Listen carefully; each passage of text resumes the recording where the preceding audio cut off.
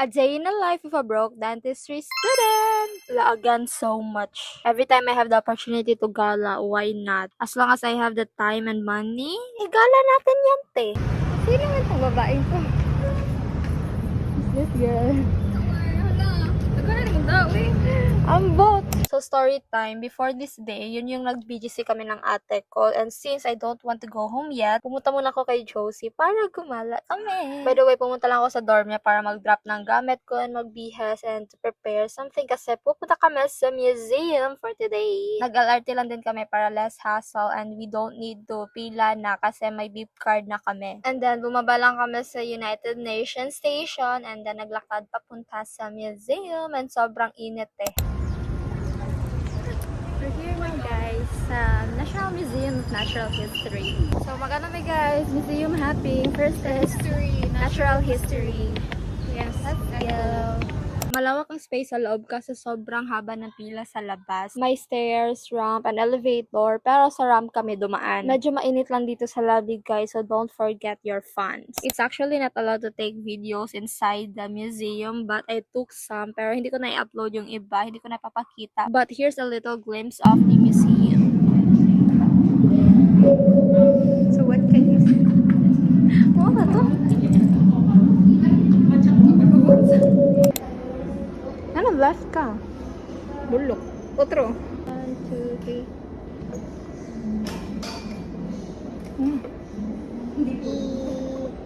Okay, all done there. We're going to the next museum. Ano ka mag-diretso sa Intramuros? Intramuros na lang. Okay. Guys, we're here na sa National Museum of Fine Arts. Kaso, taas kay Gilin niya. So, wala namin i-go. Tapos, kung saan nasa oras sa almost 3 na. I think we need to go. Tapos mag-commute pa kami. Yeah. Init! Kaayo. Mga ano lang sa amin guys. Mga street foods.